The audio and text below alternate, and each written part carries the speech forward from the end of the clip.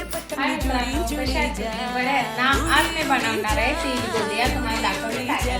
इथे मी इलायची पावडर घेतले, इथे 3 चमच मी देशी घी घेतलाय, इथे मी शेंगदाणे घेतले 100 ग्राम आणि इथे मी 200 ग्राम गूळ घेतले कापून आणि इकडे मी पाव किलो पीठ घेतलं, ते पण भाजून घेतले. मी गरम झाला त्याच्यामध्ये जो गूळ टाकते, थोडंसं मी पाणी टाकते त्याच्यामध्ये म्हणजे लवकर गूळ बघा आपला पूर्ण गूळ विरघळलाय. आता मी टाकते त्याच्यामध्ये भाजून घेतलेले पीठ.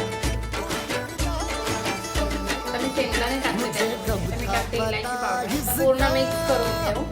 हे बघा मी तिलचं सारण काढून घेतलंय. आता आपण बनवायला स्टार्ट. हे बघा असे गरम गरमच वाळून घ्यायचे, त्याचे लाडू नाही ते कडक लागते. मुझे कब थी खबर इसकी मेरे मन के सिंहासन बघा आपले एवढे झाले